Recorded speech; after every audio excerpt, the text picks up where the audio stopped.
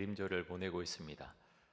대림절은 성탄절 전 4주간, 그러니까 크리스마스 전 4주간 기간을 대림절이라고 하지요. 대림절의 키포인트는 딱 두 가지입니다. 이미 우리에게 오신 그 예수님을 기다리면서 기쁜 마음을 갖는 거고요. 또 하나는 다시 오실 예수님, 이 땅에 다시 재림하실 그 예수님을 기다리는 기다림입니다. 그러니까 기쁨과 또 기다림의 그런 기간을 갖는 것이 대림절이죠. 코로나 때문에 여러 가지 우리 마음속에 염려도 되고 또 두려움도 있지만 우리가 주님을 기다리면서 마음속에 특별히 기쁜 마음 달라고 우리가 주 앞에 그렇게 기도하면서 이 대림절 기간을 주의 은혜 가운데 함께 보낼 수 있기를 간절히 원합니다. 자, 오늘은 빌립보서 2장 말씀을 가지고 함께 은혜를 나누려고 합니다.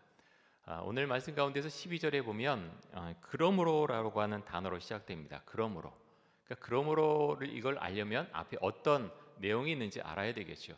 그 앞에 부분에서 빌립보 2장 1절에서 11절까지에 보면 그리스도의 겸손에 대해서 말씀하고 있습니다. 그 중에서 이제 한 가지를 좀 보겠는데요. 빌립보서 2장 5절에서 7절까지의 말씀입니다. 너희 안에 이 마음을 품으라. 곧 그리스도 예수의 마음이니 그는 근본 하나님의 본체시나 하나님과 동등됨을 취할 것으로 여기지 아니하시고 오히려 자기를 비워 종의 형체를 가지사 사람들과 같이 되셨고. 자, 하나님의 아들이신 예수님께서 이 땅에 인간의 몸을 입고 내려오신 것 그 자체가 엄청난 겸손이죠. 최고의 겸손한 모습입니다. 주님께서는 이 땅에 오셔서 인간의 몸으로 이 땅에 오셨을 뿐만 아니라 십자가에 달려 죽기까지 복종하셨다라고 말씀하고 있죠. 그렇게 복종하신 예수님을 하나님께서 그 이름을 높여주셨다. 그래서 승리하게 하셨다. 그렇게 설명을 하고 있습니다. 사도 바울이 무엇 때문에 지금 예수 그리스도의 겸손에 대해서 빌립보 교회 교인들에게 말하고 있는 것일까요? 왜냐하면 이들이 서로 다투고 갈등 중에 있었기 때문입니다. 그래서 그리스도의 겸손에 대해서 말씀하고 있습니다. 자, 2장 3절에 보면 바울 사도는 이렇게 말하고 있습니다. 아무 일에든지 다툼이나 허영으로 하지 말고 오직 겸손한 마음으로 각각 자기보다 남을 낮게 여기고. 여러분, 왜 이 말을 지금 사도 바울이 하고 있는 것입니까? 다툼이 있었다는 거예요. 허영이 있었다는 거죠. 그래서 너희가 겸손한 마음을 가져라. 예수 그리스도의 그 마음, 겸손한 마음을 가지고 나보다 남을 낮게 여겨라. 그것을 지금 권면하고 있는 것입니다. 자, 빌립보서 안에 보면은 빌립보 교회 안에 다툼과 갈등이 있었다고 하는 것을 알 수 있는 본문이 또 하나 있는데요. 빌립보서 4장 2절입니다. 내가 유오디아를 권하고 순두개를 권하노니 주 안에서 같은 마음을 품으라. 자, 유오디아와 순두개, 빌립보 교회 기둥과도 같은 여자들이었습니다. 그런데 두 사람 가운데 갈등이 있었다는 거예요. 다툼이 있었다는 거죠. 그래서 바울 사도는 그렇게 권면합니다. 주 안에서 같은 마음을 품으라. 주 안에서 같은 마음을 품으라. 빌립보 교회는요, 성교에 열심을 내는 교회였습니다. 그래서 말씀을 쭉 읽다 보면 바울 사도가 다른 데서 선교할 때 가장 많은 도움을 준 교회가 어디였느냐 하면 바로 빌립보 교회입니다. 선교에 열심히 있었고 바울 사도를 사랑하는, 정말 신뢰하는 그런 교회였죠. 그런데 이렇게 선교를 하면서도 이들 가운데 다툼이 생겨났고 갈등이 있었다고 하는 것입니다. 그래서 여러분, 우린 조심해야 됩니다. 선교하고 전도해도 다툼이 있을 수 있고요, 갈등이 언제든지 일어날 수 있다고 하는 것입니다.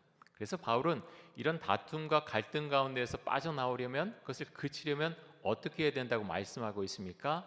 겸손해야 된다. 그리스도의 겸손을 닮으라라고 권면을 합니다. 여러분, 이 말씀, 그리스도의 겸손을 닮으라는 이 말씀은 지금 이 시대에 존재하는 한국교회, 그리고 이 시대를 살아가는 그리스도인들 한 사람 한 사람에게 정말로 필요한 말씀이라고 생각이 됩니다. 여러분, 이 시대를 살아가는 한국교회 교인들에게 필요한 것들이 많이 있지만 그 중에 하나가 바로 겸손이죠. 우리는 이 안에서, 공동체 안에서 겸손해야 되고요, 나보다 남을 낮게 여기는 마음이 있어야 되고, 또 세상을 향해서도 교회는 겸손한 모습이 있어야 됩니다. 빌립보 교회 교인들은 서로에 대해서 겸손하지 못해서 문제가 발생을 했죠. 주님을 내가 열심히 믿는다고 했지만 서로 다른 마음을 가지고 서로 비난하고 다퉜습니다. 이런 모습에 대해서 바울은 두렵고 떨림으로 너희 구원을 이루라, 두렵고 떨림으로 너희 구원을 이루라라고 말씀합니다. 여러분, 이 말씀이 무엇을 의미하는 걸까요? 두렵고 떨림으로 너희 구원을 이루라. 구원이 이루어지는데 점차적으로 돼서 구원이 이루어진다, 그런 말일까요? 그렇진 않겠죠. 그렇지 않습니다. 이 사실을 바울 사도는 누구보다도 분명히 알고 있었습니다. 자, 로마서 10장 9절과 10절 말씀 한번 보겠습니다. 구원에 대해서 말씀하고 있는 구절인데요, 우리 같이 한번 읽겠습니다. 내가 만일 내 입으로 예수를 주로 시인하며 또 하나님께서 그를 죽은 자 가운데서 살리신 것을 내 마음에 믿으면 구원을 받으리라. 사람이 마음으로 믿어 의에 이르고 입으로 시인하여 구원에 이르느니라. 자, 사도 바울은 이 로마서 말씀 가운데서 어떻게 구원을 받는다고 말하고 있습니까? 너희가 마음으로 예수를 믿고 그것을 입으로 내가 예수님 믿습니다라고 하면 너희는 바로 구원받은 사람이다라고 말하고 있죠. 마음으로, 입으로만 그렇게 시인하는 것이 아니라 마음으로 정말 예수를 믿을 때, 꼭 그것을 내 입술로 고백할 때 너희는 구원받은 자다라고 선포하고 있습니다. 바울은 이 사실을 너무나 잘 알고 있었습니다. 그런데 무슨 이유로 빌립보서에서 두렵고 떨림으로 너희 구원을 이루라라고 여기서 말하고 있는 것일까요? 두 가지 이유를 생각해 볼 수가 있습니다. 첫 번째 이유가 무엇인가 하면, 예수님을 믿고 구원의 확신을 갖고 예수님을 마음에 모신 사람은 두렵고 떨릴 수밖에 없다는 것입니다. 왜 그렇습니까? 주님께서 자신의 마음 가운데 우리 마음속에 들어오셨기 때문입니다. 여러분, 그렇죠? 우리가 예수를 믿고 구원의 확신이 있다면 어떤 일이 일어났냐? 예수님이 우리 마음속에 들어오십니다. 삼위일체 하나님, 그 하나님 또 예수님, 성령님께서 우리 마음속에 들어오십니다. 내 마음속에 주님께서, 성령님께서 계시는데 어찌 두렵고 떨리지 않을 수가 있겠습니까? 그래서 우리는 하루에도 여러 번 주님께 묻게 되지요. 주님, 어떻게 할까요? 주님, 어떻게 할까요? 묻게 됩니다. 그것이 구원받은 사람의 증거 중에 하나라고 하는 것입니다. 우리가 살아가면서 정말 결정해야 될 중요한 일들이 곳곳에 있습니다. 그럴 때 우리는 또 묻게 됩니다. 주님, 어떻게 할까요? 왜 묻습니까? 우리 안에 성령께서 계시기 때문에, 예수님께서 계시기 때문에, 너무나 중요한 결정이기 때문에 우린 주님께 묻게 됩니다. 주님, 어떻게 할까요? 여러분, 이런 질문을 주님께 여러분 드리시죠? 이런 질문했을 때 여러분은 응답을 받으십니까? 응답을 받을 수 있는 것과 받지 못하는 것과 가장 큰 차이가 무엇인가 하면, 그 사람이 주님과 친밀한 사람인가, 친밀하지 못한 사람인가, 그 차이입니다. 주님과 친밀한 사람은 주님께 묻게 되고요, 또 주님께 물었을 때 주의 마음을 알게 됩니다. 마치 오랫동안 살았던 부부가 서로에게 꼭 묻지 않아도 그 마음을 감지하고 아는 것처럼, 주님을 아는 사람, 구원받고 주님과 함께 살아간 사람이라면 주님 어떻게 할까요? 물었을 때 주님께서 주시는 그 마음, 그 생각을 마음속에 품게 된다는 것입니다. 자, 바울이 두렵고 떨림으로 너희 구원을 이루라고 한 두 번째 이유가 무엇인가 하면, 교회 공동체는 구원의 역사를 함께 이루고 증거해야 하기 때문입니다. 지금 바울 사도는요, 개인에게도 말씀하고 있지만 빌립보 교회 그 공동체를 향해서 지금 말하고 있습니다. 두렵고 떨림으로 너희 구원을 이루라. 왜 그렇습니까? 그 공동체는요, 함께 가기 때문입니다. 구원의 역사, 너희가 구원받은 하나님의 사람들이냐? 그렇다면 구원의 역사를 함께 이루어가는 증거를 보이라고 하는 것이죠. 이 말씀은요, 정말 우리에게 필요한, 모든 교회에게 필요한 말씀입니다. 미국에서 브룩힐즈 교회를 담임하고 있는 데이비드 플랫 목사님이 계신데요, 이 목사님께서 쓰신 레디컬 투게더라는 책이 있습니다. 레디컬 투게더라는 이 책은 교회와 그리스도인의 존재 목적이 무엇이냐, 왜 그리스도인이 교회가 이 땅에 존재하느냐, 그리고 어떤 방향을 향해서 가야 되느냐, 그것을 그것에 대해서 많이 고민하고 또 생각하게 해주는 그런 책입니다. 데이비 플랫 목사님께서는 성경적인 교회 공동체를 이루기 위해서는 6가지가 있어야 된다라고 말씀하시는데요. 그중에 3가지를 오늘 함께 나누고자 합니다. 첫 번째, 성경적인 교회 공동체를 이루기 위해서는 뭐가 있어야 되느냐? 성경적인 교회 공동체를 만드는 동력은 은혜입니다. 여러분, 그렇죠? 교회에서 일꾼이 필요합니다. 여러 가지 일도 하고 사역을 해나가야 됩니다. 그런데 교회는요, 교회는 월급 주면서 하는 게 아니라 뭐가 동력입니까? 은혜입니다. 은혜 받아야 함께 사역하고 함께 동역하고 함께 일할 수 있는 것이죠. 아무리 책임이 주어지고 열심히 하라고 옆에서 말해도 은혜가 없으면 그것을 즐겁게 기쁘게 감당하기 어렵죠. 그래서 은혜가 있어야 하나님의 일을 할 수 있고 또 성경적인 교회 공동체를 만들어 갈 수 있습니다. 두 번째, 성경적인 교회 공동체를 만든 기초가 무엇인가 하면 하나님의 말씀입니다. 말씀이 너무 중요합니다. 그 말씀을 알아야 그 말씀이 교회를 이끌어가는 것입니다. 그 말씀이 우리 개인의 삶을 이끌어가는 것입니다. 그래서요, 우리 말씀이 없으면 우리는 아무것도 아닙니다. 하나님의 말씀이 있기 때문에 우리가 그리스도를 우리의 구원자로 고백하고 살아가는 것이고, 말씀이 있기 때문에 교회가 존재하고 그 말씀을 따라서 교회가 방향성을 갖고 앞으로 나아가는 것입니다. 세 번째, 성경적인 교회 공동체를 만든 전략이 무엇인가 하면 프로그램이 아니라 헌신된 사람입니다. 여러분, 대단히 중요하죠. 첫 번째는요, 말씀입니다. 말씀으로 훈련된 사람이 어떻게 변화되느냐? 헌신된 사람으로 변화된다는 것입니다. 그래서 우리가 이런 프로그램하고 저런 프로그램하고, 물론 프로그램도 필요합니다. 그런데요, 교회는 프로그램에 의해서 운영되는 곳이 아니라 헌신된 사람들이 모여서 만들어진 그런 공동체라고 하는 것입니다. 이것이 프로그램보다 너무나도 훨씬 중요한 내용이라고 하는 것입니다. 그래서 여러분, 교회 공동체는 하나님의 말씀에서 출발하고요, 그래서 그 말씀으로 인해서 주 앞에 나가게 되고 예배하고 기도드리면서 은혜를 받게 되고, 그 사람들이 헌신된 사람으로 그렇게 모여 있는 것, 그것이 바로 성경적인 교회 공동체입니다. 우리 교회에서도 1:1 성경 공부를 하고 제자훈련합니다. 1:1 성경 공부 인도자만 마치신 분들이 모두 6분이 있는데요. 그래서 1:1로 공부를 하십니다.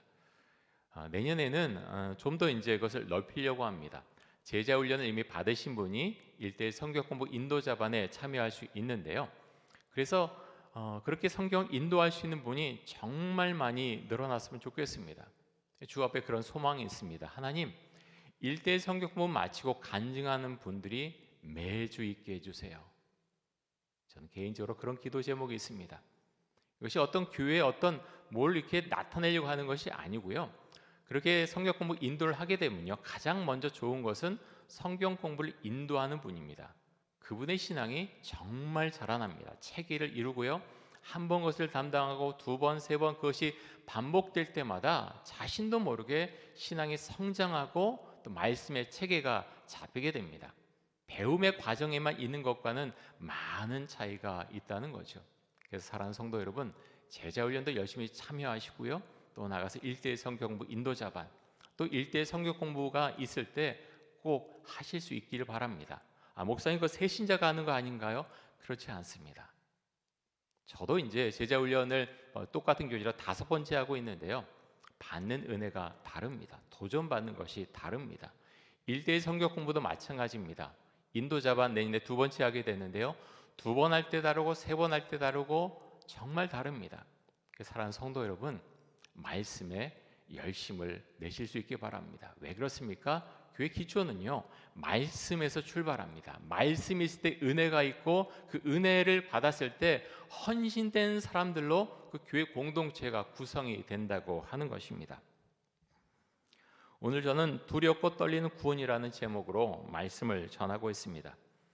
이것이 구원의 조건은 아니지만 구원을 받은 사람이면 이것이 삶 가운데 나타나게 됩니다. 3가지 증거로서 질문을 이제 드리려고 하는데요. 첫 번째 어떤 질문을 우리가 해봐야 되느냐 하면, 내가 구원을 받았다면 내 안에 예수님이 계신가? 내 안에 예수님이 계신가? 질문을 해봐야 됩니다. 빌립보서 2장 13절 말씀입니다. 우리 이 말씀 빌립보서 2장 13절 같이 한번 읽습니다.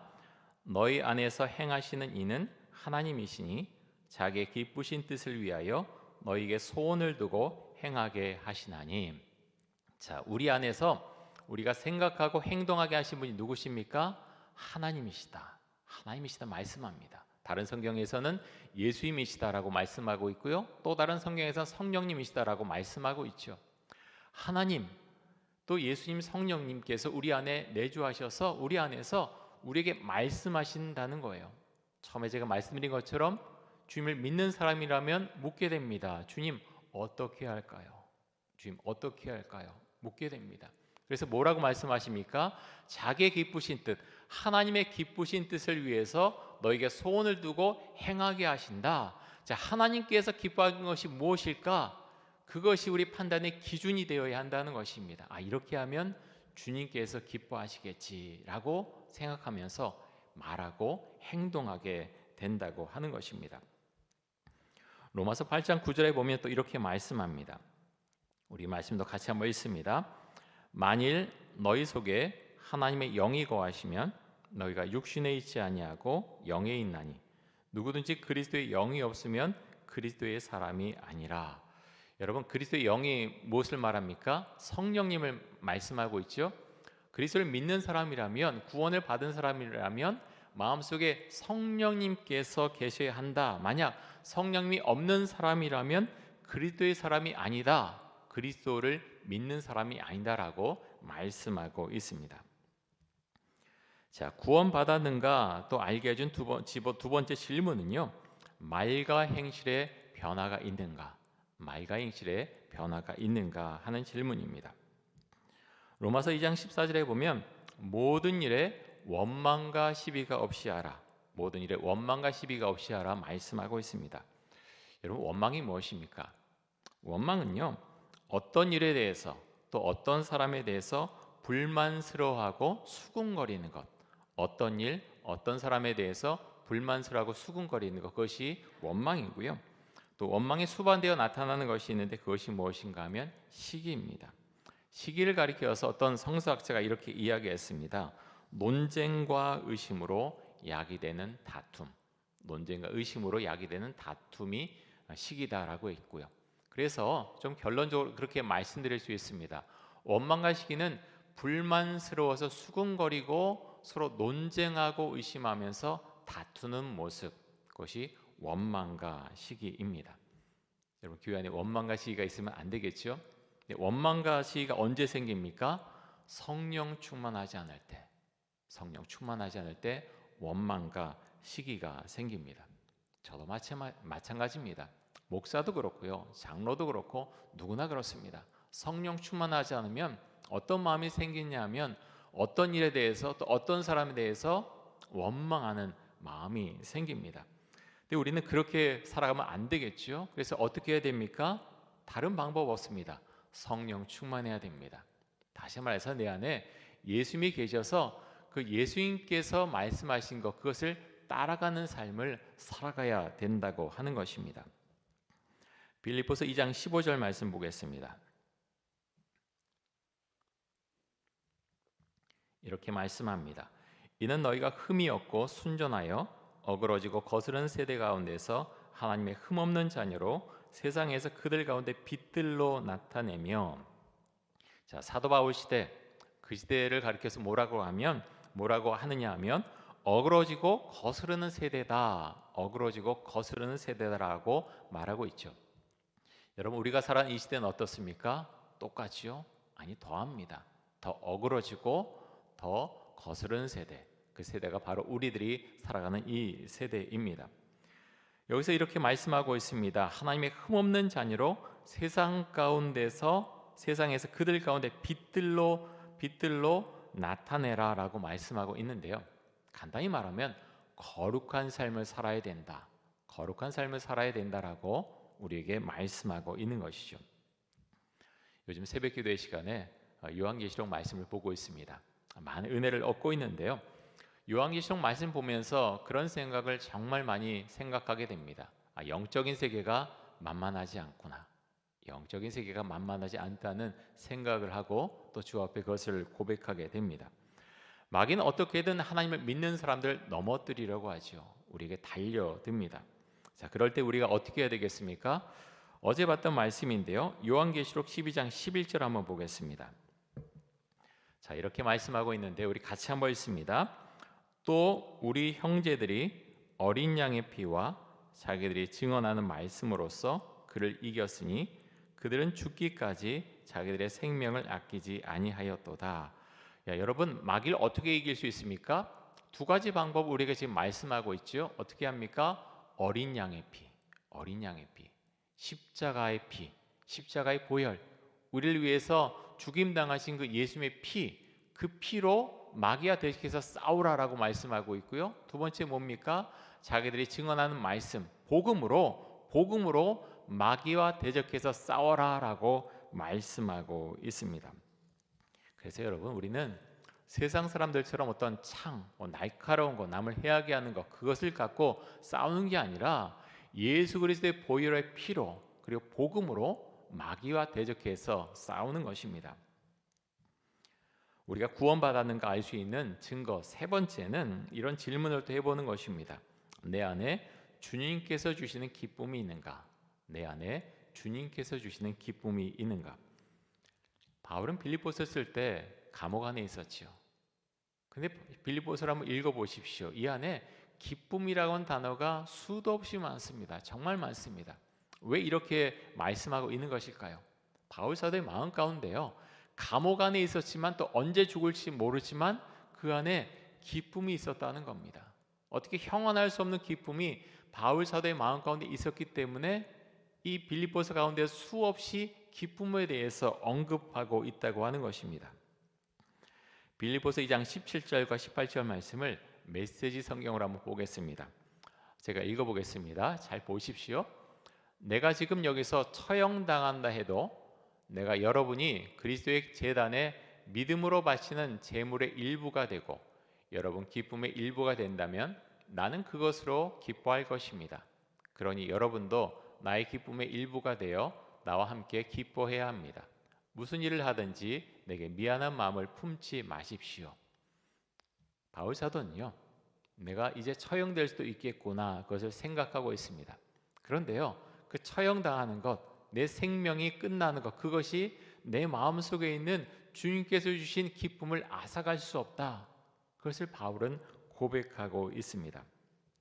사랑하는 성도 여러분, 주 안에서 우리도 이렇게 바울 사도처럼 어떤 상황에 매몰되는 것이 아니라 내 안에 오신 주님으로 인해서 우리가 기뻐할 수 있기를 간절히 원합니다. 코로나 변형 바이러스인 오미크론 때문에 요즘 교회 이름이 또 이제 매스컴에 많이 나오고 있죠. 이런 일이 있을 때마다 주님 선교하는 데 있어서 복음 전하는 데 있어서 큰 장벽이 또 생긴 것 같습니다. 그런 생각을 하게 됩니다. 여러분, 그러함에도 우리가 주 앞에 고백하면서 그렇게 나아갈 수 있기 원합니다.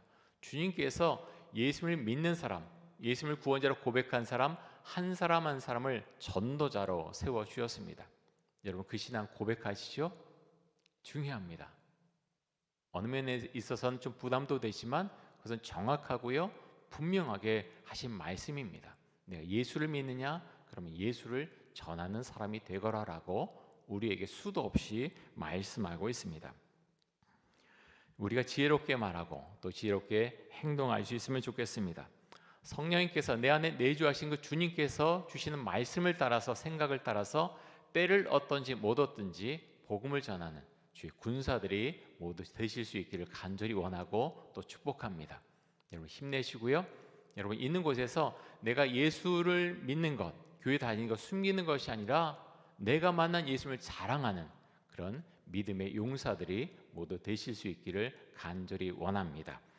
우리 함께 기도하겠습니다. 이 시간 기도할 때 두렵고 떨리는 마음으로 이초동 교회의 공동체 구원 사역을 이뤄갈 수 있도록 하여 주옵소서. 내 안에 계신 예수님께 항상 묻고 살아갈 수 있도록 하여 주옵소서. 구원의 기쁨을 가지고 또 복음을 전하는 복음 전도자가 되게 하여 주옵소서. 우리 함께 기도하겠습니다.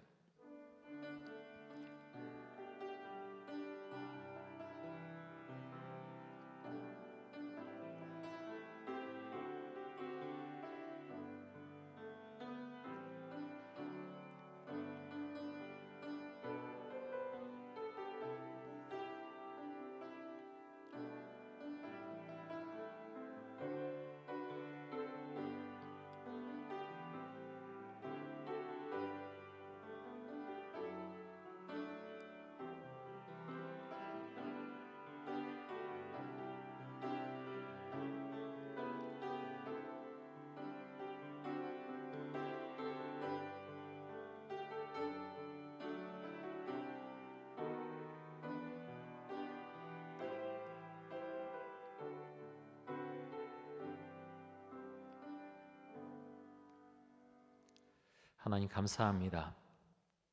구원받은 백성으로서 우리가 세상을 힘있게 살아갈 수 있기를 간절히 원합니다. 하나님 아버지, 우리 안에 계신 주님께 주님 어떻게 해야 할까요? 우리가 항상 물을 수 있게 원합니다.